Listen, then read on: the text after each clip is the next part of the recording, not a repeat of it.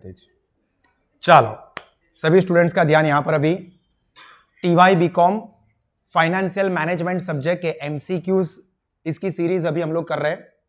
Last वाले session तक में हमने यूनिट 1 का चैप्टर 1 कंप्लीट कर दिया है। यूनिट 1 का चैप्टर नंबर 2 जो कि अकाउंटिंग रेशियो अभी हमारा चल रहा है, जो कि मैंने कहा था कि 2 पार्ट में होगा। लास्ट वाले सेशन में हमने पहला पार्ट कंप्लीट किया और आज इसके सेकंड और आखिरी पार्ट में बाकी के सारे एमसीक्यूज इसके calculative as well as theoretical वो कंप्लीट करने वाले हैं। मैंने आपको कहा था कि आप लोगों को जो फॉर्मूला का सुपर रिवीजन सेशन मैंने प्रोवाइड किया हुआ है, जो कि यूट्यूब पर भी है, हमारी एप्लीकेशन पर भी है, वो अच्छे से देख के आना है। और ये सारे के सारे एमसीक्यू के लिए ये जो फॉर्मूलाज है, ये फॉर्मूलाज भी आप लोगों के लिए काफी काम के हैं। कैसा? तो ये एमसीक्यू की जो पूरी नोट्स है, एमसीक्यू के लिए जो फॉर्मूलाज आपको काम लगेगी और सेम फॉर्मूला आपको डिस्क्रिप्टिव एग्जाम के लिए भी काम लगेगी। ये फॉर्मूला का पूरा मटेरियल है, सिर्फ रिवीजन के लिए आपको काम लगेगा कि क्विकली आप प्रिपरेशन कर सको, और इसका वीडियो भी है। तो एमसीक्यू के लिए और डिस्क्रिप्टिव दोनों के लिए आपको ये काम लगने वाला है। इसको बेस में रख के हम लोग हमारे एमसीक्यूज सॉल्व कर रहे हैं, जिसमें लास्ट वाले सेशन तक हमने 25 तक के एमसीक्यूज कंप्लीट किए थे। आज हम लोग 26 ऑनवर्ड्स बाकी के कंप्लीट करने वाले हैं और टारगेट रखेंगे कि 45 मिनट्स टू 1 आवर में हम लोग कंप्लीट कर सके। तो चलिए शुरू करते हैं। टाइमर हम लोग स्टार्ट कर देते हैं कि कितना टाइम जाता है, देखते हैं। चलिए टाइमर स्टार्ट कर दिया है। आप सब लोग जो एमसीक्यू की बुकलेट दी हुई है वो साथ में रखें, नोटबुक साथ में चाहिए, पेन और कैलकुलेटर, इतनी चीजें ऑनलाइन वाले भी ऑफलाइन वाले भी अपने पास रखें। ऑफलाइन वाले मोबाइल फोन अंदर रखेंगे, ऑनलाइन वाले मोबाइल फोन में देख रहे हैं तो मोबाइल फोन बाहर रखेंगे, ठीक है। चलिए शुरू करते हैं। The definition, the term accounting ratio is used to describe significant relation which exist between figures shown in the balance sheet, in profit and loss account, in a budgetary control system or in any part of the accounting organization। अभी ये आपको याद रखनी है कि ये definition हमको दी है जे बेटी ने। क्या वर्ड्स पकड़ोगे याद रखने के लिए जे बेटी की डेफिनेशन के लिए? तो describe the significant relation which exist between the figures shown balance sheet and profit and loss account. Main word याद रखोगे बजटरी कंट्रोल सिस्टम। तो ये डेफिनेशन दी हुई है जे बेटी ने, ये याद ही रखना है। हालांकि ये इतना इंपॉर्टेंट नहीं है, बट शायद पूछ ले तो हमको जानकारी होनी चाहिए। 27 the relationship between two financial variables. देखो, two financial variables can be expressed in, दो फाइनेंशियल वेरिएबल्स यानी कि दो अकाउंटिंग या फाइनेंशियल इंफॉर्मेशन, उसको हम किस तरह से प्रेजेंट कर सकते हैं। मतलब जो हमारे अकाउंटिंग रेशियोज है उसको हम किन किन तरह से किन किन फॉर्म में प्रेजेंट कर सकते हैं। तो हम उसको प्योर रेशियो के फॉर्म में प्रेजेंट कर सकते हैं, परसेंटेज के फॉर्म में प्रेजेंट कर सकते हैं, रेट या टाइम्स के फॉर्म में प्रेजेंट कर सकते हैं। ये सभी के ऊपर हमने एग्जांपल किया है। मतलब सभी तरह से हम लोग ये अकाउंटिंग वेरिएबल्स या अकाउंटिंग इंफॉर्मेशन या फाइनेंशियल वेरिएबल्स, कोई भी वर्ड है, उसको प्रेजेंट कर सकते हैं। कहने का मतलब ये है कि हम लोग रेशियो किन किन फॉर्म में प्रेजेंट कर सकते हैं। तो परसेंटेज में रेशियो यानी कि 2:1, 2.5:1 इस तरह से प्रेजेंट कर सकते हैं। टाइम्स में प्रेजेंट कर सकते हैं, परसेंटेज में प्रेजेंट कर सकते हैं। जीपी रेशियो 20%, 70%, 30%, तो इन सभी तरह से हम लोग रेशियो को प्रेजेंट कर सकते हैं। Clear? 28 liquidity ratio. Liquidity ratio के अंदर दो रेशियो आते हैं, कौन कौन से? Current ratio and acid test ratio बोलो, या क्विक रेशियो बोलो, या तो लिक्विड रेशियो बोलो। तो ये दो रेशियो लिक्विडिटी रेशियो में आते हैं। तो liquidity ratios are expressed in, इसमें से किस तरह से प्रेजेंट किया जाता है। प्योर रेशियो मतलब 2:1 या 2.5:1 मतलब प्योर रेशियो हो गया। परसेंटेज मतलब 30%, 20%, ये रेट या टाइम्स मतलब 3 टाइम्स, 5 टाइम्स वो। तो यहां पर लिक्विडिटी रेशियो यानी कि करंट रेशियो परसेंटेज में दिखाते हो, current asset upon current liability या quick asset upon current liability, तो 2:1, 1.5:1, 4:1 इस तरह से दिखाते हैं। मतलब प्योर रेशियो के फॉर्म में इसको प्रेजेंट करते हैं। तो यहां पर आंसर आएगा प्योर रेशियो फॉर्म। ठीक है, चलिए next 29 which of the following statement are true about ratio analysis. Main क्या है? True, not true, not false, इस तरह से भी पूछ सकते हैं। अपने को ट्रू वाला ढूंढना है। तो ट्रू क्या है फाइनेंशियल रेशियो रिगार्डिंग? तो ratio analysis is useful in financial analysis. क्या ये बात सही है? रेशियो एनालिसिस का यूज हम लोग फाइनेंशियल एनालिसिस के लिए कर सकते हैं? हाँ, कर सकते हैं, उसी के लिए तो चाहिए एक्चुअली में, तो ये सही है। Ratio analysis is helpful in communication and coordination. Communication, हमारी इंफॉर्मेशन जो है वो सामने वाला अच्छे से समझ पाएगा। वैसे भी रेशियो इसीलिए होता है कि फाइनेंशियल एक्सपर्ट होंगे वो तो चलो फाइनेंशियल स्टेटमेंट को देख के समझ जाएंगे, बट जो फाइनेंशियल एक्सपर्ट नहीं होंगे उनको financial statement, P&L account, balance sheet उतना जल्दी समझ में नहीं आएंगे, बट परसेंटेज फॉर्म में, रेशियो फॉर्म में, मतलब रेशियो के थ्रू प्रेजेंट किया होगा तो वो इंफॉर्मेशन और अच्छे से कम्युनिकेट हो पाएगी। Ratio analysis is not helpful in identifying the week spot of the business. Business का वीक पॉइंट क्या है ये पता नहीं चलेगा, ऐसा है? पता चलेगा, रेशियो से हमें पता चलेगा ना। देखो फॉर एग्जांपल करंट रेशियो है तो वो 2:1 होना चाहिए आइडियली, उतना नहीं है, कम है, इसका मतलब कि यहां पर बिजनेस प्रॉब्लम है, ये बिजनेस का वीक पॉइंट है। सपोज इंटरेस्ट कवरेज रेशियो है वो 1 से भी कम है, मतलब कंपनी जो बोरोइंग कर रही है उसके ऊपर उतना भी अर्निंग नहीं हो रहा है कि वो इंटरेस्ट पे कर सके, तो ये वीक पॉइंट है, ये हमको रेशियो से पता चल जाता है। जबकि यहां पर तो बोला है नॉट हेल्पफुल, तो ये गलत है, this is wrong. Ratio analysis is helpful in financial planning and forecasting, बिल्कुल सही है, थियोरी वाले में आ गया, मतलब ए, बी और डी ये 3 सही है, सी वाला गलत है। तो ए, बी एंड डी, मतलब आंसर अपना होगा ए। क्लियर? चलिए नेक्स्ट 30 नंबर का MCQ. The ratio analysis is helpful to management in taking several decision but as a mechanical substitute for judgement and thinking it is worse than useless. देखो क्या बोला है, ये तो सेंटेंस समझे। Ratio analysis is helpful to management in taking several डिसीजन। रेशियो एनालिसिस मैनेजमेंट को बहुत सारे डिसीजन लेने में हेल्प करता है, but as a mechanical substitute for judgement and thinking, मतलब ये सब्स्टिट्यूट है, एक्चुअल डिसीजन तो आपको खुद को ही लेना है, बट आपको हेल्प करेगा। तो हाँ, ये बिल्कुल सही है कि रेशियो हमको हेल्प करता है, मैनेजमेंट को हेल्प करता है अपने इंपॉर्टेंट डिसीजंस लेने के लिए। 31, profit for the objective of calculating a ratio में taken as profit before tax, मतलब प्रॉफिट हम कौन सा लेंगे, किसके लिए? ऑब्जेक्टिव ऑफ कैलकुलेटिंग रेशियो, मतलब जो प्रॉफिटेबिलिटी रेशियो है तो उसके अंदर हम प्रॉफिट कौन सा लेंगे, प्रॉफिट कौन सा कंसीडर करेंगे? Profit before tax but after interest, मतलब profit before tax but after interest. याद करो पीबीआईटी होता है, उसमें से फिर इंटरेस्ट माइनस होता है, तो अपने को जो प्रॉफिट मिलेगा वो profit before tax but after interest होता है। तो ये पीबीटी का मतलब profit before tax after interest ही हुआ, जो कि हम लोग यूज करते हैं। उसमें से माइनस होता है टैक्स, तो अपने को मिलता है पीएटी। तो आप देखोगे ना अलग अलग रेशियो में, तो हम लोगों को पीएटी की भी जरूरत पड़ती है, पीबीटी की भी जरूरत पड़ती है और पीबीआईटी की भी जरूरत पड़ती है। तो यहां पर देखो profit before tax but after interest, मतलब ये वाला यूज होता है। Profit before interest and tax, ये वाला भी यूज होता है। Profit after interest and tax यानी कि पीएटी, ये भी यूजफुल होता है। मतलब तीनों के तीनों, ऑल ऑफ दिस, ये लिख देने का, पीबीआईटी माइनस इंटरेस्ट तो पीबीटी, माइनस टैक्स तो पीएटी, ये हमारा फॉर्मेट ही और इन सबका यूज होता है। तो प्रॉफिट ये तीनों ही यूज होते हैं। Then 32, which of the following are limitation, देखो लिमिटेशन पूछा है ऑफ रेशियो एनालिसिस। तो रेशियो एनालिसिस में रिजल्ट इन फॉल्स रिजल्ट, मतलब गलत रिजल्ट दे सकता है if variation in the price level are not considered, मतलब अगर हम लोग इन्फ्लेशन को कंसीडर नहीं करते हैं या प्राइस में जो वेरिएशन आया है उसको अगर हम कंसीडर नहीं करते हैं और रेशियो का इस्तेमाल करते हैं तो वो रेशियो हमको गलत रिजल्ट दे सकते हैं। तो ऑब्वियस है कि अगर प्राइस वेरिएशन हुआ है इन्फ्लेशन की वजह से जो होता है, और अगर हम उस चीज को कंसीडर नहीं करते और सीधा रेशियो को यूज करेंगे तो वो हमको गलत पिक्चर दे सकता है। जैसे कि मैंने पढ़ाते वक्त भी एग्जांपल दिया था कि हम लोग फॉर एग्जांपल हमारा पेट्रोल पंप चला रहे, 1 लीटर पेट्रोल मैंने बेचा 2017 में या 2018 में फॉर एग्जांपल के तौर पे।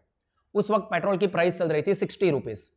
60 रुपीज में मैंने पेट्रोल बेचा 1 लीटर, पूरे साल में 1 लीटर ही बेचा, ऐसा समझो। 2022 में भी मैंने पूरे साल में 1 लीटर ही पेट्रोल बेचा, पर फाइनेंशियल स्टेटमेंट किसको कंसीडर करते हैं?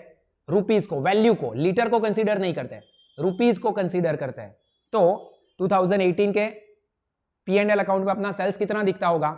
60 रुपीज। 2022 के सेल्स में कितना दिखेगा 100 रुपीज। मतलब हम क्या देखेंगे, देखो 60 रुपीज था, वो बढ़कर 100 रुपीज हो गया अपना सेल्स। एक्चुअली में बढ़ा है, 1 लीटर ही बेचा था 2018 में भी, 2022 में भी 1 लीटर ही बेचा है। मतलब एक्चुअली में अपना सेल्स बढ़ा नहीं है, बट हमने प्राइस लेवल, प्राइस में जो वेरिएशन आया उसको कंसीडर नहीं किया, बस सिर्फ ऐसा ही 60 का 100 हो गया। अरे भाई इन्फ्लेशन भी होता है, उसको भी कंसीडर करना है। उसको कंसीडर नहीं करोगे तो आपको फिर रेशियो गलत पिक्चर दिखाएगा, आपको बोलेगा कि आपका सेल्स बढ़ गया, एक्चुअली में कुछ बढ़ा नहीं है। तो ये एक लिमिटेशन है, तो ये सही है। Which are limitation, not limitation नहीं पूछा है, लिमिटेशन कौन सी है, तो ये एक लिमिटेशन है। Ratio analysis ignores qualitative factors, क्या ये सही है, क्वालिटेटिव फैक्टर्स को इग्नोर करता है। ऑब्वियसली रेशियो में आपने कभी देखा कि कोई क्वालिटेटिव फैक्टर को कंसीडर किया गया है? सारे के सारे डेटाज ही होते हैं, सेल्स इतना है, प्रॉफिट बिफोर टैक्स है, या जो भी सेल्स की अमाउंट है, या टर्नओवर रेशियो के लिए ओपनिंग स्टॉक है या क्लोजिंग स्टॉक, सारी की सारी चीजें रुपीस की ही कंसीडर होती है।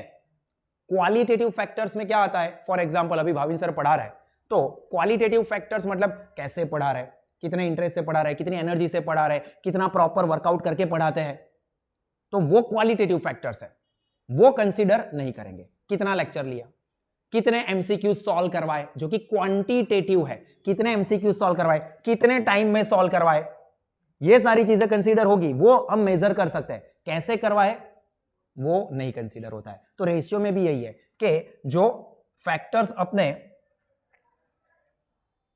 क्वालिटेटिव है उसको कंसीडर नहीं किया जाता, तो ये एक लिमिटेशन है। Ratio analysis ignores quantitative factors, quantitative को भी कंसीडर नहीं करता है, तो फिर करता क्या है, क्वालिटेटिव को भी कंसीडर नहीं करता होगा, क्वांटिटेटिव को भी कंसीडर नहीं करता है, तो फिर करेगा क्या, सर सोने के लिए आया हूं, तो ये गलत है। ये क्वांटिटेटिव फैक्टर्स को कंसीडर करता है, तो ये लिमिटेशन नहीं है। Ratio analysis is historical analysis, बिल्कुल सही, जो हो गया है वही सारी इंफॉर्मेशन होगी। कोई भी आप रेशियो उठा के देख लो, डेटर्स है, डेटर टर्नओवर है, स्टॉक टर्नओवर है, इन्वेंटरी या प्राइस अर्निंग रेशियो, फ्यूचर में क्या प्राइस होगी नहीं दिखाएगा, फ्यूचर में ग्रॉस प्रॉफिट क्या होगा नहीं दिखाएगा, फ्यूचर में इन्वेंटरी टर्नओवर कैसा होगा नहीं दिखाएगा, जो भी हो चुका है वही दिखाते हैं। तो मतलब पास्ट इंफॉर्मेशन को दिखाते हैं, जो कि पता है कि हाँ पास्ट पे जो हो चुका है वो तो सबको पता है, अभी वो दिखाने का क्या मतलब, आगे का दिखाओ ना तो पता चलेगा। तो ये एक लिमिटेशन है। तो सी को छोड़ के बाकी की सारी लिमिटेशन है, तो ए बी और डी मतलब अपना आंसर होगा ये। डन। चलिए, which of the following falls under profitability ratio. Profitability ratio में क्या क्या कवर होता है, तो general profitability ratio, obviously profitability ratio है, overall profitability ratio, comprehensive profitability ratio. Comprehensive profitability ratio cover नहीं होगा। देखो, which of the following falls under profitability ratio, gross profit, net profit, ये आता है, कॉम्प्रिहेंसिव प्रॉफिटेबिलिटी नहीं आता, ये आपको याद रखना होगा, इसको टिक करना, याद रखना होगा, ये कवर नहीं होता है। अभी यहां पर इसके ऊपर ये जो 2 पॉइंट है ना, उसके ऊपर यहां पर आपको पता चल जाएगा। देखो, general profitability ratios are based on sales, तो सेल्स वाले ही हम लोगों ने लिए थे ना, याद करो, gross profit ratio GP upon net sales, operating ratio है तो operating cost upon net sales, मतलब सीओजीएस प्लस ऑपरेटिंग एक्सपेंसेस करके हम लोग करते थे। ऑपरेटिंग प्रॉफिट रेशियो है तो operating profit upon net sales. तो याद रखना है कि जनरल प्रॉफिटेबिलिटी रेशियो में बेस में क्या रहेगा, सेल्स रहेगा।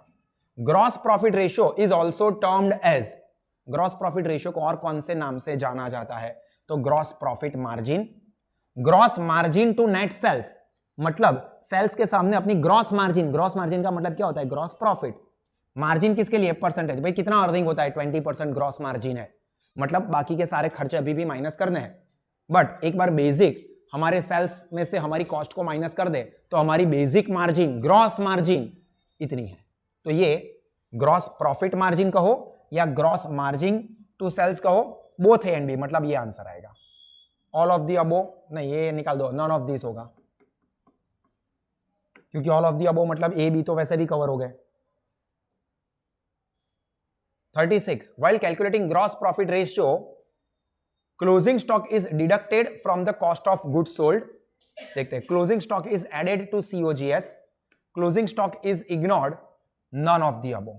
तो COGS की फॉर्मूला याद करो, COGS इज इक्वल टू क्या होता है, opening stock plus net purchase, मतलब परचेस माइनस परचेस रिटर्न हो, प्लस परचेज रिलेटेड एक्सपेंस यानी कि direct expense minus closing stock. तो क्लोजिंग स्टॉक क्या हुआ, माइनस हुआ, तो closing stock is deducted, closing stock को डिडक्ट किया जाता है। While calculating gross profit, if net profit is given, मतलब हमको ढूंढना ग्रॉस प्रॉफिट है, हमको दिया हुआ है नेट प्रॉफिट, तो अपने को क्या करना पड़ेगा, it can be converted into gross profit by adding interest to it, ये एक ऑप्शन है। It can be converted into gross profit by adding indirect expenses to it, both A and B, ये आंसर रहेगा, none of the above नहीं। देखो, converted into gross profit by adding interest, सिर्फ interest add करने से gross profit नहीं मिलता है। क्यों, आप ध्यान से याद करो फाइनेंशियल स्टेटमेंट को, पी एंड एल अकाउंट को। ट्रेडिंग अकाउंट हम लोग बनाते थे, उसका रिजल्ट आता था ग्रॉस प्रॉफिट, वो ग्रॉस प्रॉफिट को हम लोग पी एंड एल अकाउंट में क्रेडिट साइड पर शिफ्ट करते थे, फिर उसमें डेबिट साइड पर एक्सपेंसेस सारे माइनस करते थे, तब अपने को नेट प्रॉफिट मिलता था। तो वो सारे के सारे एक्सपेंस माइनस करते थे, सिर्फ और सिर्फ इंटरेस्ट माइनस नहीं करते थे। जो भी टाइप के खर्चे होते हैं, चाहे वो फाइनेंशियल एक्सपेंसेस हो या फिर एडमिनिस्ट्रेटिव एक्सपेंसेस हो या सेलिंग डिस्ट्रीब्यूशन एक्सपेंसेस हो, सारे के सारे माइनस करते थे तो अपने को नेट प्रॉफिट मिलता था। तो अभी नेट प्रॉफिट पर से ग्रॉस प्रॉफिट पे जाना है, यानी कि रिवर्स जाना है, तो क्या करना पड़ेगा, जो चीजें माइनस की थी, जीपी में से माइनस करके नेट प्रॉफिट आया था, तो नेट प्रॉफिट में वही सारी चीजों को ऐड करेंगे, यानी कि इंटरेस्ट एक्सपेंस हो सकता है, यानी कि फाइनेंशियल एक्सपेंस हो सकता है, सेलिंग एंड डिस्ट्रीब्यूशन एक्सपेंस हो, एडमिनिस्ट्रेटिव एक्सपेंसेस हो, नॉन ऑपरेटिंग एक्सपेंसेस हो, वो भी सारे के सारे एड ऑन करने पड़ेंगे। नेट प्रॉफिट में वो सारी चीजें ऐड करेंगे तो जीपी मिलेगा। तो बोथ ए एंड बी। इसके अलावा भी कोई खर्चे का लिस्ट बोला होता तो वो भी कंसीडर करना पड़ता। चलो ये तो पता ही है, ग्रॉस प्रॉफिट की फॉर्मूला क्या है, GP ratio is equal to gross profit upon net sales into 100। और नेट सेल्स का मतलब क्या, सेल्स माइनस सेल्स रिटर्न। आगे एमसीक्यू में जरूरत पड़ेगी, तो नेट सेल्स लेना है, टोटल सेल्स नहीं, सेल्स माइनस सेल्स रिटर्न। 39, चलो, given sales is 1,20,000 and gross profit 30,000। GP ratio ढूंढना है, बहुत सिंपल है यार, दोनों चीजें डायरेक्टली दे दी है। जीपी रेशियो की फॉर्मूला है GP upon net sales into 100। अभी देखो यहां पर अपने को जीपी भी दिया हुआ है, सेल्स भी दिया हुआ है, तो सिंपल फॉर्मूला लगाओगे, GP ratio is equal to, अगर डिस्क्रिप्टिव एग्जाम है तो GP ratio is equal to GP upon sales into 100। यहां पर सीधा कैलकुलेटर पर कर देंगे, जीपी कितना दिया है 30,000 डिवाइडेड बाय सेल्स कितना है 1,20,000 इंटू 100, तो 25%। तो ये हो जाएगा हमारा आंसर। मैंने यहां पर लिख के रखा है, बट आप सीधा कैलकुलेटर पर कर दोगे तो चलेगा, सिंपल सा है। GP upon net sales into 100 किया हमने। What will be the gross profit if total sales 2,60,000, OGS cost of net goods sold is 2 lakh and sales return is 10,000। देखो सेल्स रिटर्न दिया है, सेल्स दिया है, अभी ग्रॉस प्रॉफिट ही ढूंढना है, पर ग्रॉस प्रॉफिट के लिए अपने को क्या चाहिए, GP and total net sales. तो टोटल नेट सेल्स का वर्किंग क्या होगा, सेल्स माइनस सेल्स रिटर्न। तो देखो यहां पर टोटल सेल्स कितना दिया है अपने को 2,60,000, उसमें से सेल्स रिटर्न कुछ दिया है एग्जांपल में 10,000, तो उसको माइनस करेंगे तो 2,50,000, ये अपने को मिल गया नेट सेल्स। अपने को जीपी भी चाहिए, तो जीपी अगर डायरेक्टली ना दिया हो तो फॉर्मूला क्या थी, sales minus COGS, net sales minus COGS करने से जीपी मिलता है। 12th स्टैंडर्ड से ये आपको आ चुका है, 12th standard part 2 chapter accounting ratio, उसके अंदर आपको आता था। तो GP is equal to net sales minus COGS. Net sales हमने ढूंढ लिया 2,50,000 माइनस सीओजीएस एग्जांपल में डायरेक्टली दिया हुआ है, कितना है 2 लाख, तो 2,50,000 माइनस 2 लाख तो कितना होगा 50,000 अपना जीपी हो गया। तो अभी जीपी भी मिल गया और नेट सेल्स भी मिल गया, तो मेन फॉर्मूला में अप्लाई कर देंगे, GP ratio is equal to GP upon net sales into 100। तो यहां पर जीपी है 50,000 डिवाइडेड बाय 2,50,000 इंटू 100, तो कैलकुलेटर के ऊपर 50,000 डिवाइडेड बाय 2,50,000 इंटू 100, तो 20%, क्योंकि प्रॉफिटेबिलिटी रेशियो परसेंटेज में आते हैं, तो यहां पर 20%। ध्यान रखना, जानबूझ के ऐसा भी कुछ कर दे, 20 टाइम्स भी लिख के दे ऑप्शन में, क्योंकि कुछ स्टूडेंट्स ऐसे होते हैं जो पीछे परसेंटेज आएगा, टाइम्स आएगा, (1 आएगा, वो याद नहीं होता है, तो 20 आ गया, पर अभी सर कंफ्यूजन हो गया कि 20 टाइम्स आएगा, 20% आएगा कि 20:1 आएगा। तो ये प्रॉफिटेबिलिटी रेशियो हमेशा परसेंटेज में होते हैं, वो याद रखना है। चलिए नेक्स्ट, यहां पर थोड़ा दिमाग लगाना है, मतलब है सिंपल ही, बट थोड़ा क्लिक होना चाहिए आपके माइंड में। देखो, selling price is fixed 20% above the cost price. Selling price क्या है? कॉस्ट प्राइस के ऊपर 25%। ये ध्यान रखना है, कॉस्ट प्राइस के ऊपर 25%, ये बहुत इंपॉर्टेंट है। 25% above cost, not on sale, क्योंकि अगर कुछ ना बोला हो तो प्रॉफिट सेल्स के ऊपर होता है, सेलिंग प्राइस के ऊपर, पर यहां पर बोला है selling price is fixed at 25% above cost. The GP ratio is equal to, तो यहां पर हम एज्यूम करेंगे जीपी रेशियो अपने को ढूंढना है, तो सेल मतलब सेलिंग प्राइस, पहले तो जीपी रेशियो की फॉर्मूला क्या होती है? GP upon sales into 100। तो यहां पर सेल्स अपने को दिया नहीं है, पर यहां पर बोला क्या है कि सेल्स कैसे होता है? कॉस्ट प्राइस के ऊपर 25%, तो कॉस्ट के ऊपर 25% है ना, तो कॉस्ट को एज्यूम कर सकते हैं, जिसके ऊपर परसेंटेज हो उसी को एज्यूम कर सकते हैं, ये याद रखना है। अगर ऐसा बोला होता ना कि सेल्स प्राइस के ऊपर 20% है, तो सेल्स प्राइस एज्यूम करनी पड़ती। अभी उसमें क्या डिफरेंस होगा वो भी मैं अभी समझाता हूं, बट अभी तो कॉस्ट प्राइस के ऊपर बोला है, तो सपोज कॉस्ट प्राइस इज 100। अभी इंपॉर्टेंट चीज, कॉस्ट प्राइस के अंदर प्रॉफिट ऐड करेंगे तो सेलिंग प्राइस मिलेगी, या कॉस्ट प्राइस में से प्रॉफिट को माइनस करेंगे तो सेलिंग प्राइस मिलेगी? प्लस कॉस्ट प्राइस जो हमारी है उसके ऊपर प्रॉफिट बढ़ा के ही हम बेचेंगे ना। तो ये ध्यान रखना, अगर यहां पर सेलिंग प्राइस के ऊपर परसेंटेज बोले होते ना, सपोज कि यहां पर सेलिंग प्राइस को 100 एज्यूम करनी होती, तो उसमें से प्रॉफिट को माइनस करते तो अपने को कॉस्ट मिलती। तो अगर कॉस्ट की जरूरत है तो सेलिंग प्राइस एज्यूम करने की आ रही है, तो सेलिंग प्राइस में से प्रॉफिट माइनस करते हैं, पर कॉस्ट एज्यूम करना है तो कॉस्ट के अंदर प्रॉफिट को ऐड करते हैं। ये चीज माइंड में क्लियर होनी चाहिए। तो सपोज कॉस्ट 100 है, प्रॉफिट परसेंटेज कॉस्ट के ऊपर 25% है, तो 100 के ऊपर 25 मतलब 25 ही होंगे, तो 125 ये अपनी हो जाएगी सेलिंग प्राइस। अभी देखो अपने को दोनों चीजें मिल गई जो चाहिए, प्रॉफिट भी मिल गया, सेलिंग प्राइस भी मिल गई। तो यहां पर सेलिंग प्राइस 125 रुपीज, तो प्रॉफिट है 25, तो अपने को परसेंटेज ढूंढने हैं जो कि 100 पे होते हैं। तो अगर सेलिंग प्राइस 100 है तो परसेंटेज कितने होंगे? क्रॉस मल्टीप्लीकेशन करेंगे यहां पर, 100 into 25 divided by 125, 100 into 25 divided by 125, क्या आया? 20%। This is our answer. वो 26 दिखेगा फिर किसी को, 20%, तो अपना आंसर ये। डन? चलो, यहां तक की चीजें समझ में आई? ऑनलाइन वालों को समझ में आ गया हो तो थम्स अप कर देना। आवाज आ रही है, समझ में आ रहा है तो थम्स अप कर दो जल्दी से। है कि गए? हाँ, बधानी कैपेसिटी पूरी થઈ જાય છે। चलो, gross profit ratio should be adequate to cover. Gross profit ratio कितना होना चाहिए कि सेलिंग एक्सपेंसेस हम उसमें से कवर कर सके, एडमिनिस्ट्रेटिव एक्सपेंसेस उसमें से निकाल सके, डिविडेंड पे कर सकते हैं, इंटरेस्ट का एक्सपेंस भी बोल सकते हैं, यानी कि इसके अलावा और इंटरेस्ट यानी कि फाइनेंशियल एक्सपेंस आपको बोला हो, अदर एक्सपेंस बोला हो, सभी कवर कर सके, उतना तो होना ही चाहिए, तो ही तो हम लोग नेट प्रॉफिट तक पहुंच पाएंगे। अगर जीपी इतना भी नहीं हो रहा है कि हम लोग ये सारे खर्चे उठा सके तो नेट प्रॉफिट तो नेगेटिव चला जाएगा। तो यहां पर सारे खर्चे हम लोग कवर कर सके उतना अपना एटलीस्ट जीपी रेशियो होना चाहिए। ये थियोरेटिकल पॉइंट है।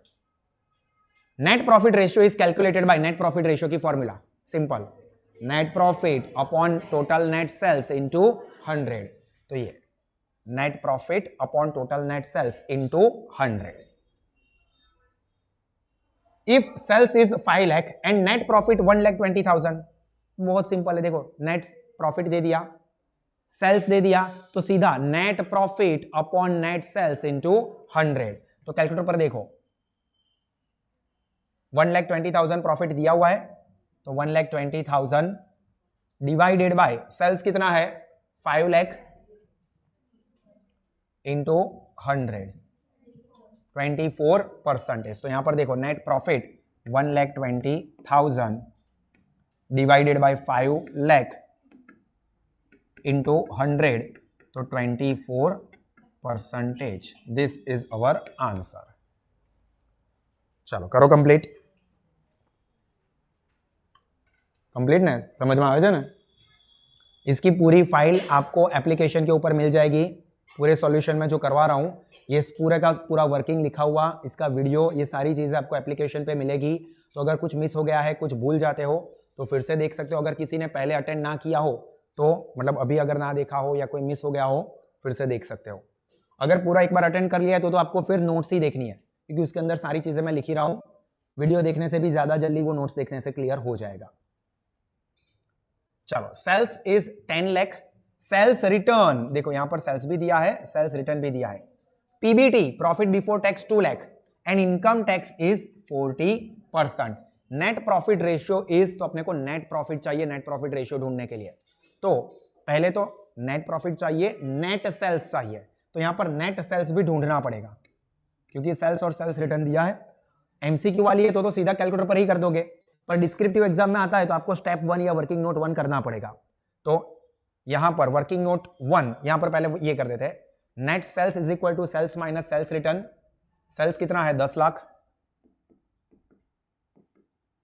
Minus sales return. ये पहले या दूसरे कर दो, वर्किंग नोट उसके साथ कोई लेना देना नहीं है, सीक्वेंस इंपॉर्टेंट नहीं है। सेल्स रिटर्न 50,000, तो कितना होगा? 9,50,000। ये अपना हो गया नेट सेल्स। नेट प्रॉफिट ये कैसे मिलेगा? तो पीबीटी में से टैक्स माइनस करना पड़ता है। याद करो, पीबीआईटी माइनस इंटरेस्ट तो मिला पीबीटी, और जो पीबीटी हुआ उसी के ऊपर टैक्स के परसेंटेज अप्लाई होते हैं। तो यहां पर पीबीटी तो दे दिया है एग्जांपल में रेडीमेड, ऐसा ना भी हो कोई बार, पीबीआईटी दे या सिर्फ ग्रॉस प्रॉफिट दे और फिर अलग अलग एक्सपेंसेस दे, तो सारों को माइनस करना पड़ेगा इंक्लूडिंग टैक्स, तो अपने को पीएटी मिलेगा।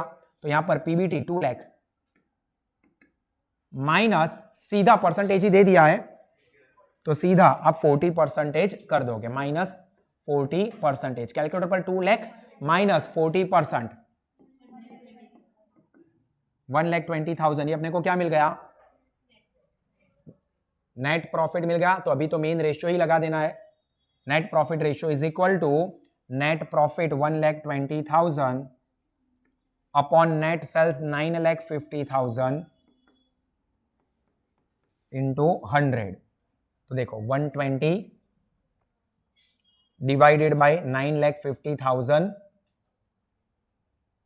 इंटू 100, 12.63। उसके बाद 1 है तो इग्नोर करेंगे, 12.63। तो आंसर आएगा अपना ये 12.63। डन।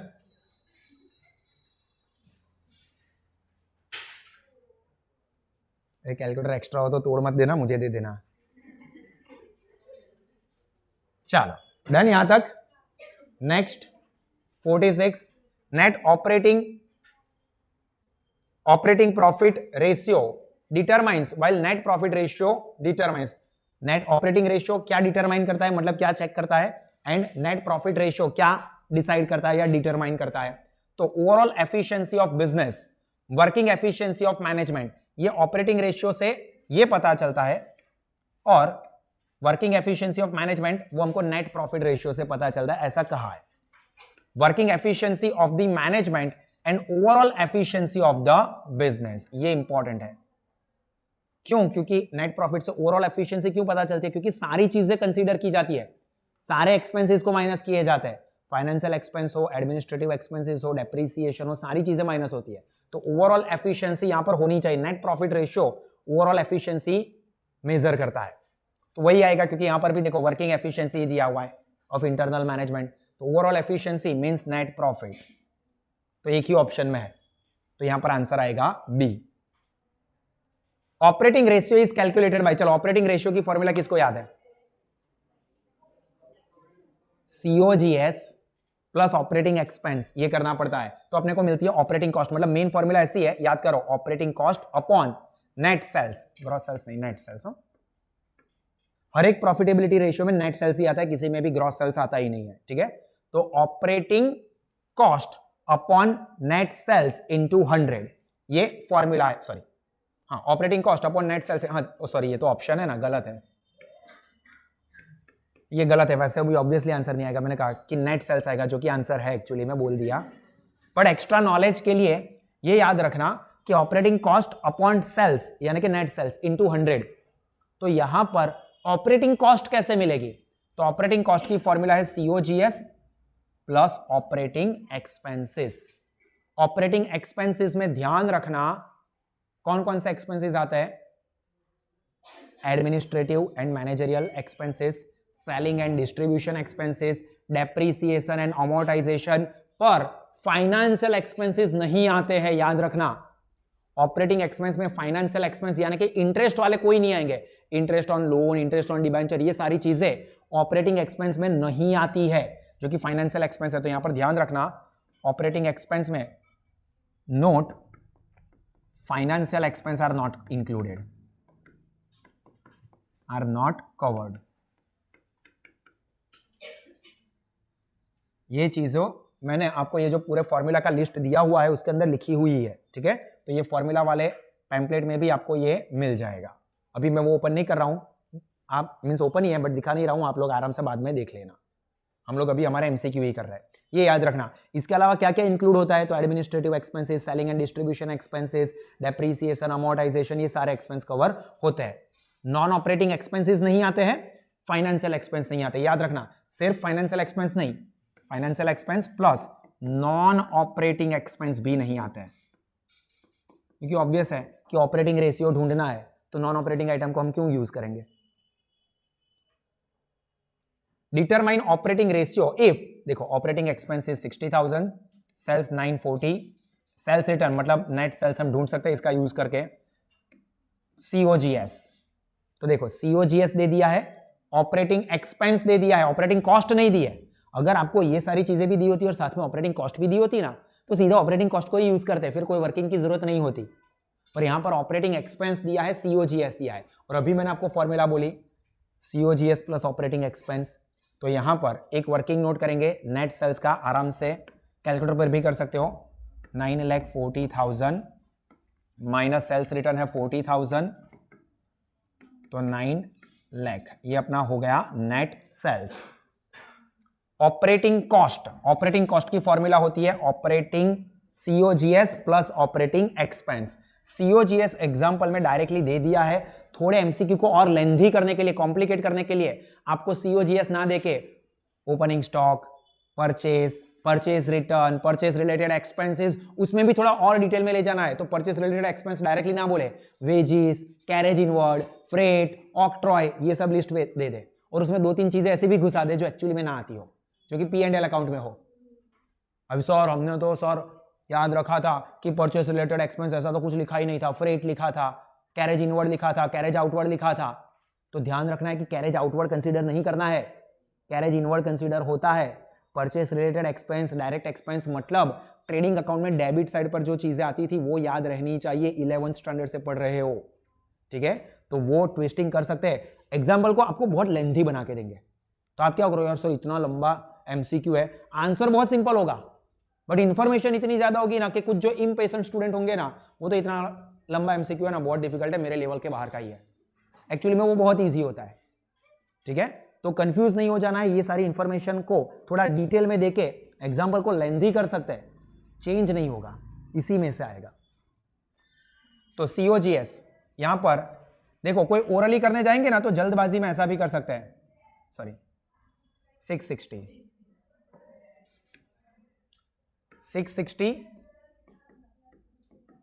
प्लस 60, अभी जल्दबाजी में क्या हो जाएगा, इसमें 940 माइनस 40 तो 9 थे ना, तो इसमें 960 प्लस 60 करेंगे ना, मतलब 7 लाख हो जाएंगे।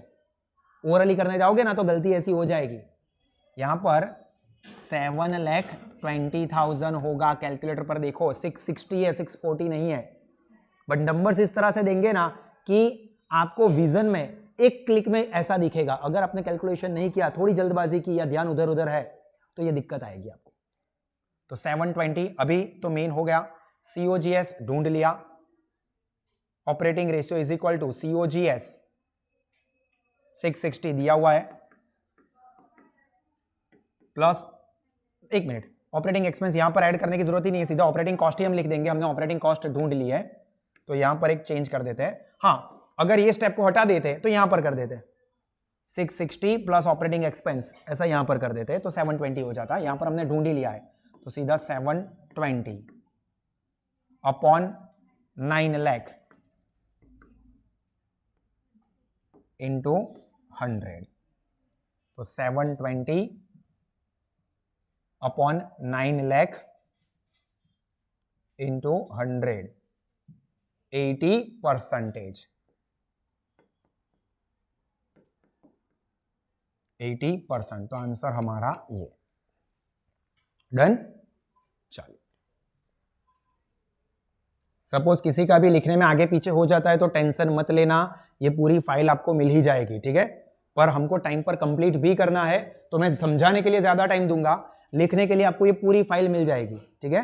तो आराम से, कुछ भी मिस हो जाता है कोशिश करो कि साथ में ही हो जाए, बट अगर मिस हो गया है तो डोंट वरी। मैंने ऐसा नहीं किया कि सिर्फ अमाउंट लिख दिया है, ऊपर फॉर्मूला वगैरह सब कुछ लिखा हुआ है, ताकि सर ये आप 720 लिख तो दिया पर 720 आए कहां से वही नहीं पता चल रहा है। ऐसा नहीं है कि सिर्फ मैं नंबर्स ऊपर नीचे लिख के अप्लाई करके कैलकुलेटर का यूज कर रहा हूं, सारी नोट्स लिखी हुई है, ताकि आप बाद में रिफर करो ना तो भी ऐसा ना हो कि सर आपने कैलकुलेशन किया, ये कैलकुलेशन करके 80% आए, ये तो पता चला, बट ये 720 आए कहां से वही नहीं पता चला है। ऊपर वर्किंग नोट्स है ही, ठीक है। तो कुछ भी चीज आपको समझने में परेशानी हो, ऐसा नहीं होगा। विच of the following is expense ratio, तो एडमिनिस्ट्रेटिव एक्सपेंस रेशियो सही है, सारे ही है। सेलिंग एंड डिस्ट्रीब्यूशन एक्सपेंस है, फैक्टरी एक्सपेंस यानी कि ओवरहेड, फाइनेंशियल एक्सपेंस, सारे ही है, ABCD। Everybody can dance. Next, overall profitability ratio are based on, देखो इससे पहले एक आया था, टिक कर दो, दोनों का कनेक्शन लगा देना, ये ओवरऑल प्रॉफिटेबिलिटी है। इससे पहले जो जनरल प्रॉफिटेबिलिटी आया था उसमें बेस क्या था? सेल्स, एग्जैक्टली याद रहना चाहिए, अभी थोड़ी देर पहले ही किया। कौन से नंबर का MCQ है देखो, उसमें क्या है? जनरल प्रॉफिटेबिलिटी है। तो जनरल प्रॉफिटेबिलिटी के लिए बेस क्या था? सेल्स, बेस रहेगा सेल्स, और ओवरऑल प्रॉफिटेबिलिटी के लिए रहेगा इन्वेस्टमेंट, याद रखना। Return on proprietors fund is known as, सभी आ जाता है, return on net worth, return on shareholders fund एक ही हुआ, return on shareholders investment, सबका मतलब एक ही हुआ। All of the above, simple है, इसमें तो कुछ है नहीं। Return on equity capital is calculated on basis of fund of equity share holders, equity capital only. अभी देखो एक्चुअली में क्या होता है, यूज ये होता है equity capital, return on equity capital, तो दोनों ही यूज हो सकते हैं। कि अगर अपने को पूरा जानना है तो शेयर होल्डर्स फंड लेंगे, क्योंकि शेयर होल्डर्स फंड में equity share capital, preference share capital, reserve and surplus, ये तीनों चीजें कवर होती है। और सिर्फ इक्विटी शेयर कैपिटल के ऊपर जानना है तो फिर ऑब्वियस है कि इक्विटी कैपिटल को ही यूज करेंगे। तो अगर एक ही, अगर ये नहीं होता आइदर ए और बी, कुछ और ही दिया होता तो प्योरली ए रहेगा।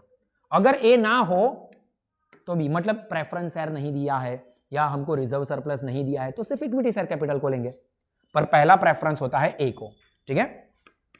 आंसर ये सही है, आइदर ए और बी, पहली प्रायोरिटी ये, और अगर ये ना है मतलब शेयर होल्डर्स फंड नहीं है तो equity capital only. While calculating EPS, earning per share, if both equity and preference share capitals are there, then preference share is deducted from net profit. Preference share नहीं है, preference dividend होता है, याद करो formula, ठीक है। तो एक करेक्शन कर देना, सिर्फ फॉर्मूला याद रहनी चाहिए। EPS की फॉर्मूला देखो,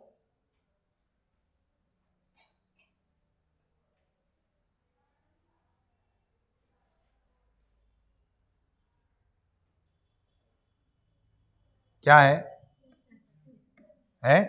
preference dividend, not preference share. तो ये करेक्शन आपको करना है जो कि मैंने कहा, preference dividend.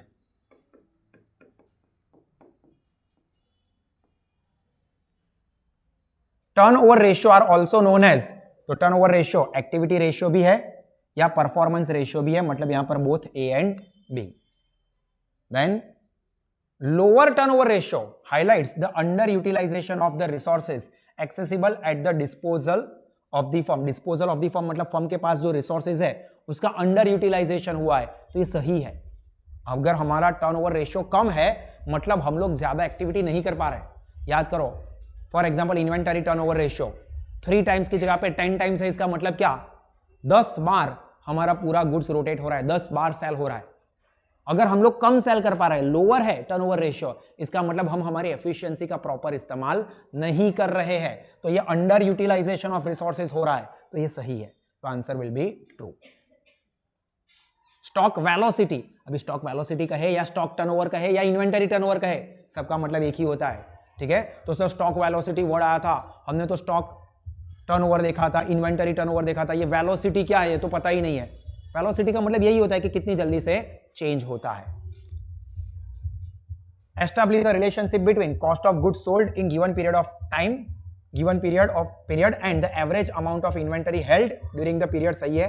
Cost of goods sold in given period and average amount of stock held, दोनों ही है. सही है.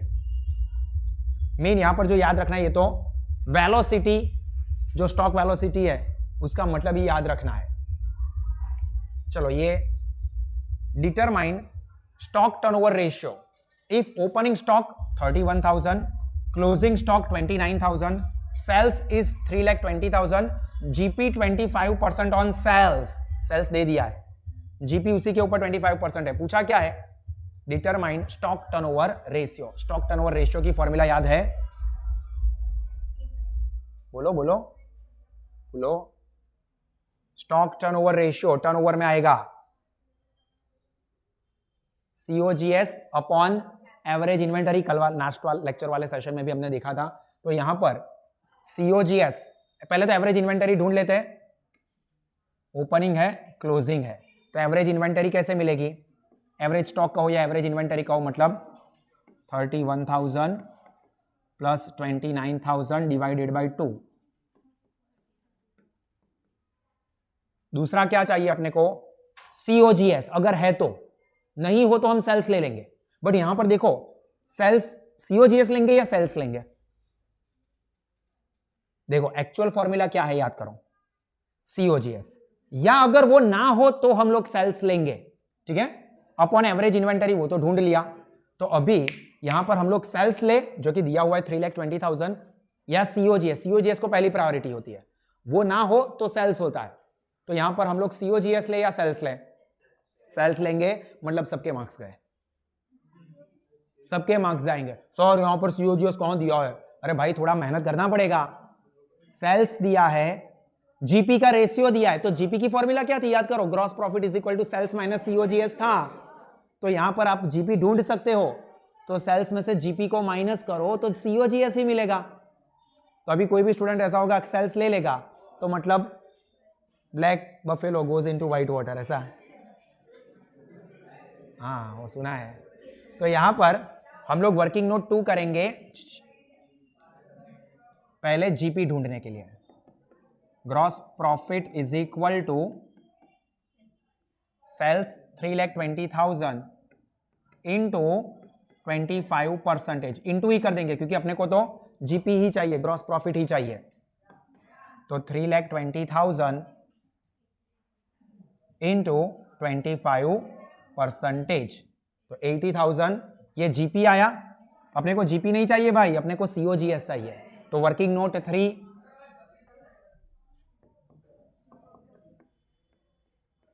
COGS is equal to net sales minus GP. Sales तो दिया हुआ है एग्जांपल में 3,20,000 माइनस 80,000,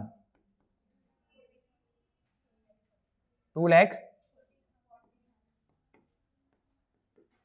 COGS मिल गया. तो अभी हमारी मेन फॉर्मूला अप्लाई होगी. Main formula inventory turnover. Inventory turnover, inventor की जगह पे स्टॉक टर्नओवर या वेलोसिटी दिया हो, कोई भी फर्क नहीं पड़ता है.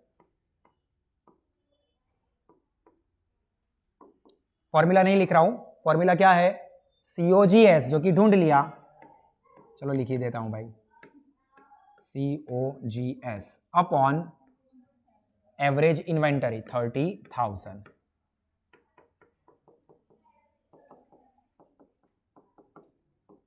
तो 240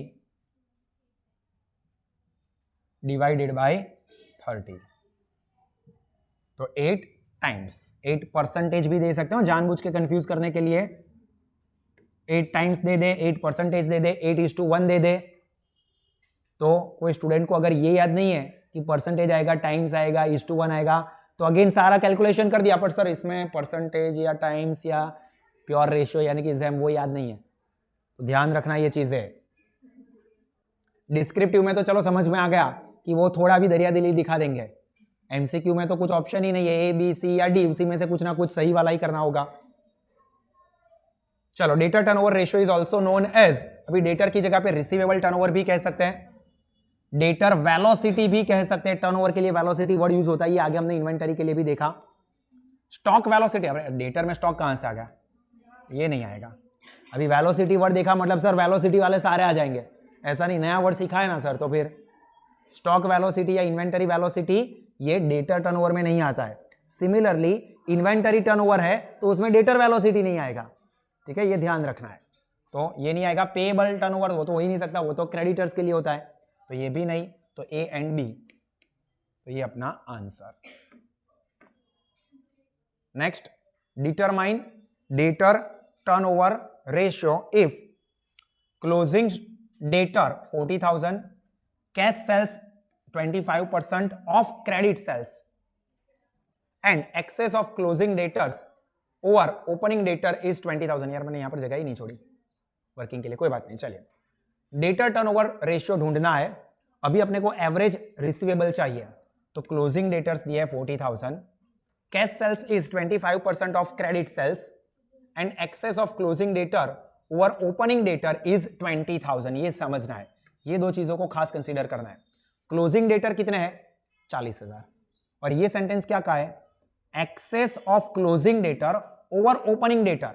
देखो क्लोजिंग डेटर दे दिए 40,000, ओपनिंग डेटर नहीं है, अपने को ओपनिंग डेटर ढूंढने हैं। ओपनिंग डेटर कितने हैं, तो देखो ये सेंटेंस समझो, excess of closing debtor over opening debtor, मतलब ओपनिंग डेटर की कंपैरिजन में क्लोजिंग डेटर कितने ज्यादा है, 20,000, मतलब क्लोजिंग डेटर 20,000 ज्यादा है ओपनिंग डेटर से। अब ये 20,000 ज्यादा के बाद क्लोजिंग डेटर कितने हो रहे हैं, 40,000, तो ओपनिंग डेटर उससे 20,000 कम होंगे ना। समझ में आ रहा है सेंटेंस क्या दिया है, सेंटेंस को समझो कि क्लोजिंग डेटर ये ओपनिंग डेटर की कंपैरिजन में 20,000 ज्यादा है, और वो क्लोजिंग डेटर 40,000 है, जो कि 20,000 बढ़ाने के बाद हुआ है, तो ओपनिंग डेटर के लिए वो 20,000 माइनस कर दो, तो कितने होंगे, 20,000, ओपनिंग डेटर्स 20,000। अभी ओपनिंग डेटर मिल गए, क्लोजिंग डेटर मिल गए, 40, 20, तो average debtors, average trade receivable 40 + 20 divided by 2, 30,000 होगा, तो वो मिल गया।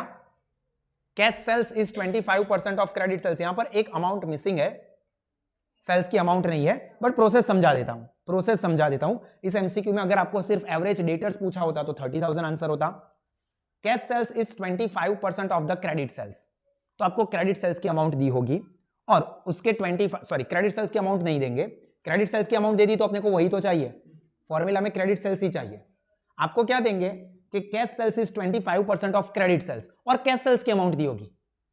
अभी समझो, सपोज कैश सेल्स बोला है 25,000 रुपए एग्जाम्पल के तौर पर, ठीक है, कैश सेल्स क्रेडिट सेल्स के 25% है, क्या लिखा है, cash sales is 25% of credit sales, जरूरी नहीं कि इसी फॉर्म में दे, ऐसा भी कर सकते हैं, cash sales is 25% of total sales, ऐसा भी कर सकते हैं, ठीक है।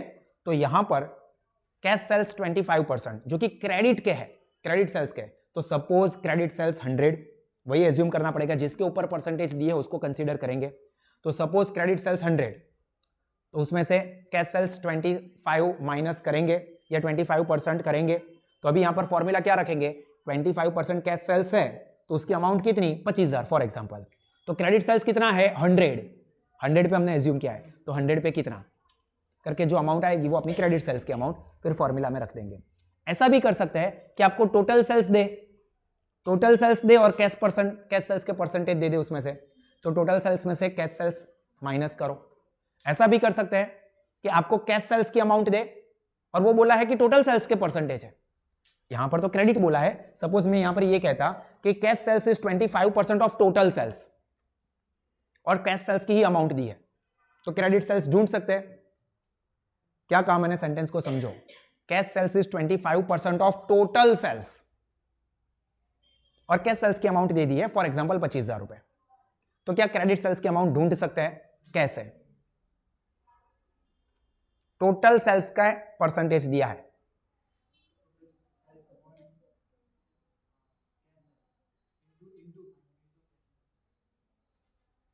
टोटल सेल्स तो दिया ही नहीं है, कैश सेल्स दिया है 25,000। मैंने क्या बोला, यहां पर सेंटेंस बोला है cash sales is 25% of total sales और कैश सेल्स की अमाउंट दी है 25,000। चलो आप लोग मुझे कैलकुलेट करके बताओ इस सिचुएशन में क्रेडिट सेल्स की अमाउंट क्या होगी। ऑनलाइन वाले भी कोशिश करें। Cash sales is 25% of total sales and the amount of cash sales is 25,000. What will be the amount of credit sales? सोच पाओगे या हिंट दूं? ऑनलाइन में भी बोल सकते हो। Cash sales 25% of total sales है, कैश सेल्स की अमाउंट है 25,000, क्रेडिट सेल्स की कहीं पे कोई बात ही नहीं हुई और अपने को चाहिए क्रेडिट सेल्स। एक हिंट देता हूं, तो हाँ बोलो।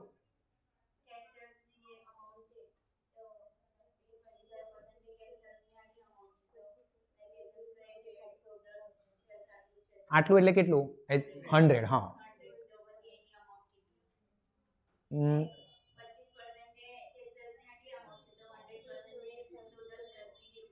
એ મળી ગયું। ચાલો, મારે તો ક્રેડિટ સેલ્સની અમાઉન્ટ જોઈએ છે, એ તો તમે કેશ સેલ્સની કીધી। આપણે જોઈશે આની માટે ક્રેડિટ સેલ્સની। सही है, थोड़ा सही हो, थोड़ा सा ठीक ठीक करना है। टोटल सेल्स का मतलब क्या? कैश प्लस क्रेडिट दोनों मिला के ही टोटल होता है ना। तो टोटल सेल्स के 25% है कैश सेल्स।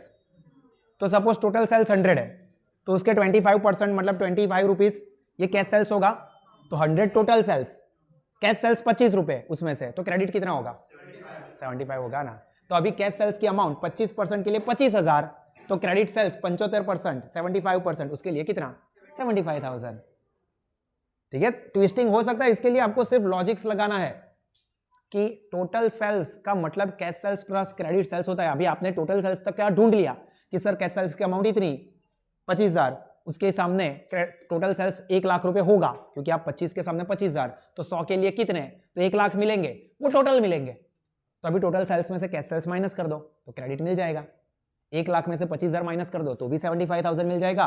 या सीधा क्रेडिट सेल्स के लिए ही रखो, 25% के लिए 25,000 रुपीज, तो क्रेडिट सेल्स 75%, तो उसके लिए कितना? तो भी 75,000 मिल जाएगा। ठीक है, ये ध्यान रखना होगा। Working capital turnover ratio can be determined by, working capital turnover ratio कैसे मिलता है? वर्किंग कैपिटल टर्नओवर,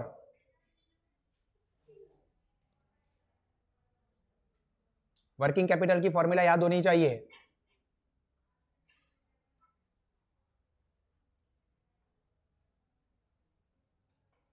चलो ये तो है ही नहीं, अपने सिलेबस में ही नहीं है, चलो टेंशन छोड़ दो, है ही नहीं। चलो,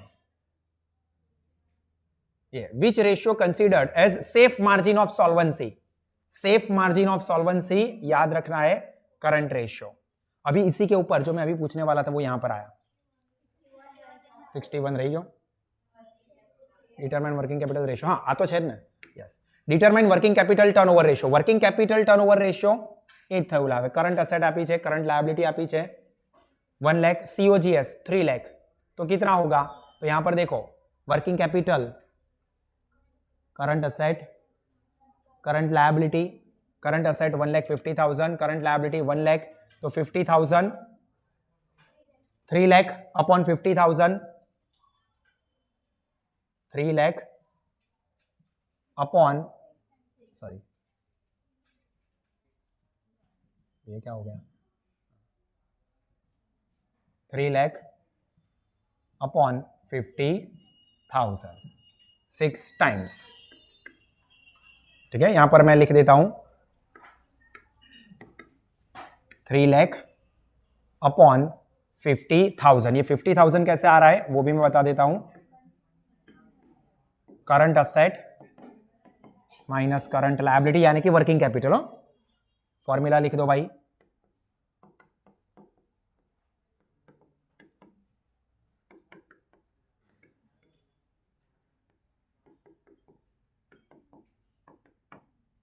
तो net sales 3 lakh upon working capital 50,000। यहां पर कितना है 2 लाख माइनस 150, सॉरी 150 माइनस 1, तो 50,000 इस तरह से आए 6 टाइम्स।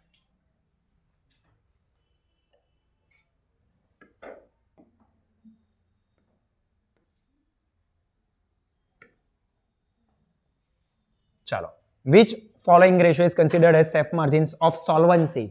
सॉल्वेंट आप रहोगे, करंट रेशियो जब तक मेंटेन रहेगा तब तक। तो आइडियल करंट रेशियो क्या है? आइडियल करंट रेशियो याद करो क्या था?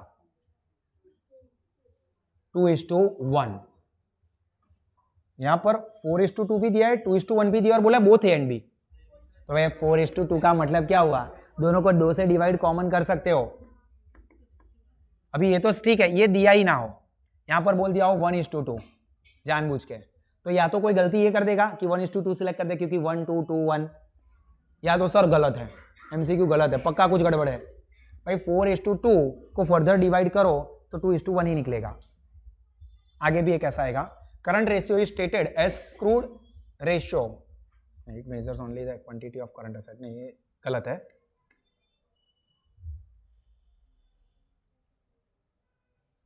नहीं, ये हम ठीक कर देंगे, इसको इग्नोर करो।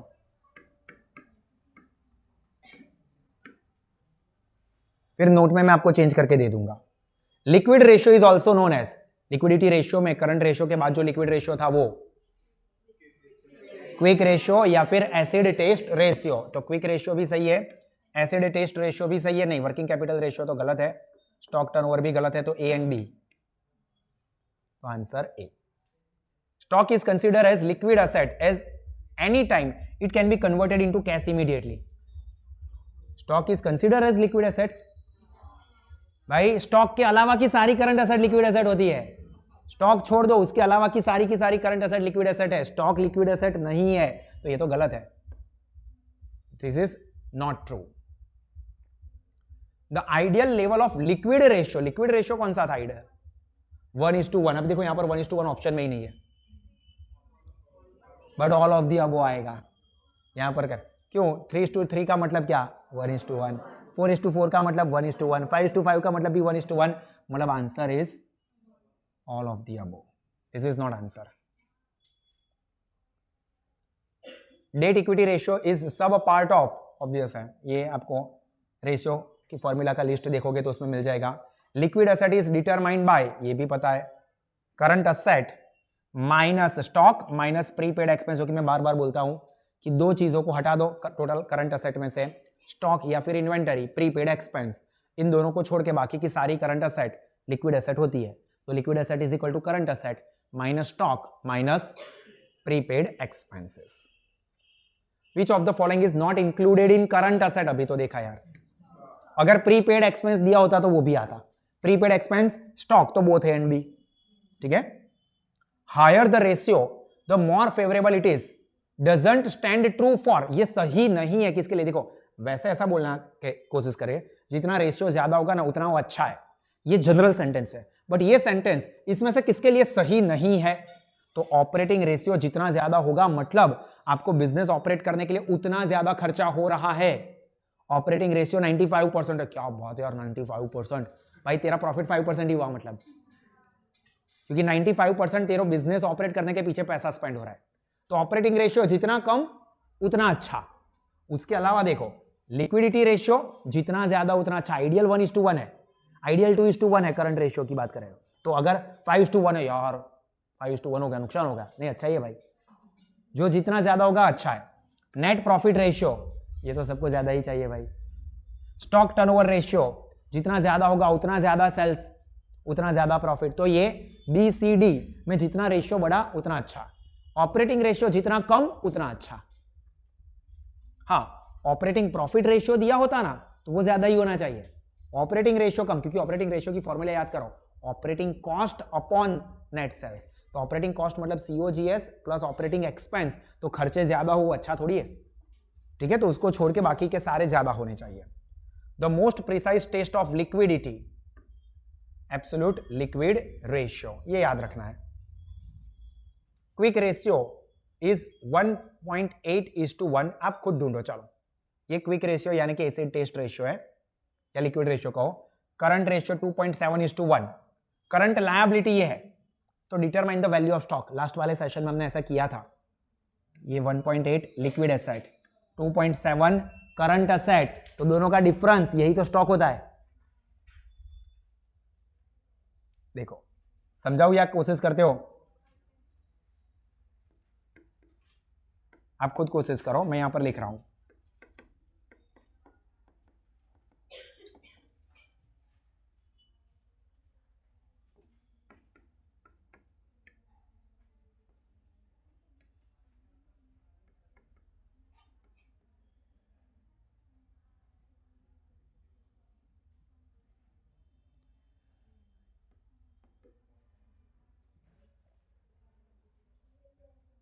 अभी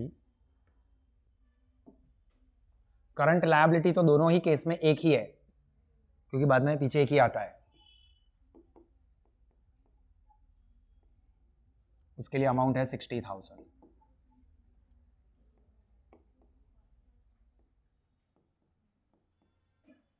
cross multiplication,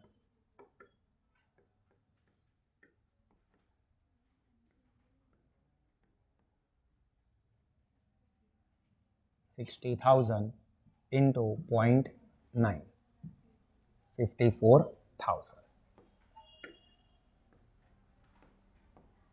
This is our answer.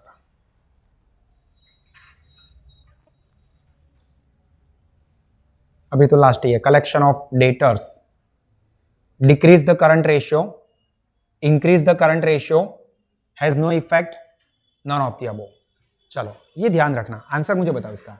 Collection of debtors, debtors के पास से कलेक्शन हो जाता है तो इंक्रीज होगा, डिक्रीज होगा या कोई फर्क नहीं पड़ेगा।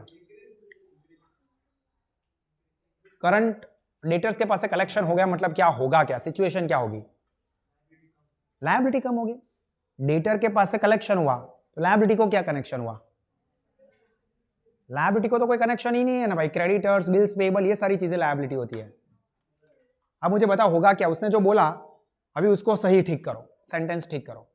डेटर्स के पास से कलेक्शन आया मतलब होगा क्या? डेटर्स क्या होंगे? इंक्रीज होंगे या डिक्रीज होंगे? डेटर्स डिक्रीज हो जाएंगे। डेटर्स डिक्रीज कब हुए? कलेक्शन, कलेक्शन मतलब क्या आया? कैश आई तो कैश इंक्रीज हुई। कैश क्या है? कौन सी एसेट, मतलब करंट एसेट या non current asset? Current asset, तो करंट एसेट इंक्रीज हुई, पैसे आ गए ना। डेटर्स डिक्रीज हो गए, डेटर्स कौन सी एसेट है? करंट एसेट या non current asset? My god, boot काढ़ी मोजो मारी छुट्टो भाई। Debtors current non current asset क्या अर्थ है? नॉन करंट एसेट એટલે fixed asset, land, building, plant, machinery, furniture, fixtures, goodwill, patent, trademark, એ બધું debtors, bills receivable, cash, stock, આ બધી કરંટ એसेट છે। तो डेटर्स के पास से पैसे कलेक्ट हो गए मतलब करंट एसेट डिक्रीज हुई। सामने पैसे आए तो करंट एसेट इंक्रीज भी हो गई। अभी समझ लो कि 50,000 रुपए के डेटर्स से 50,000 रुपए का कलेक्शन हो गया तो 50,000 के डेटर्स कम हुए, 50,000 का कैश बैलेंस बढ़ गया, तो करंट एसेट तो एज इट इज ही रही ना। डेटर्स कम हुए, कैश बैलेंस इंक्रीज हो गया, तो करंट एसेट में कोई चेंज नहीं हुआ, तो इसकी वजह से no effect on current ratio. This is the correct answer. ध्यान रखना, मैंने बोला था कि कुछ चीजें जानबूझ के गलत है। समझ में आया ना लॉजिकली कि क्यों इफेक्ट नहीं हुई? डेटर के पास से कलेक्शन हुआ, पैसे आ गए, पैसे आ गए, करंट एसेट इंक्रीज हो गई, डेटर्स कम हो गए, करंट एसेट डिक्रीज हो गई, तो current asset increase, current asset decrease, as it is ही मेंटेन रहा। ठीक है, तो यहां पर अपना ये पूरा इतना ज्यादा टाइम कहां से हो गया भाई? ये क्या हो गया भाई? कल से कंटिन्यूअस है। हाँ पॉज किया था नहीं, 3 घंटे थोड़ी हो गए, 30 36 मिनट हुए आई थिंक, नहीं 36 मिनट भी नहीं हुए, चलो कोई बात नहीं, तकरीबन 1 आवर प्लस टाइम हुआ है, और वीडियो में देख लेंगे कितना टाइम हुआ है, ठीक है। तो यहाँ पर अपना ये पूरा कंप्लीट हुआ है। नेक्स्ट सेशन में आगे के चैप्टर्स के एमसीक्यूज हम लोग डिस्कस करेंगे, ठीक है। ये पूरा सेशन आपको हमारी एप्लीकेशन के ऊपर भी बाद में मिल जाएगा, और डिस्क्रिप्टिव एग्जाम के लिए भी प्रिपरेशन करनी है, मतलब सारे जो डिटेल एग्जाम्पल वाले वीडियोस है वो भी आपको प्रिपेयर्ड करना है, ठीक है। चलिए यहाँ पर हम लोग हमारा सेशन एंड करते हैं। किसी को ऑनलाइन में कोई डाउट या कंफ्यूजन है तो पूछ सकते हो। चलो इसको सेव कर दे भाई।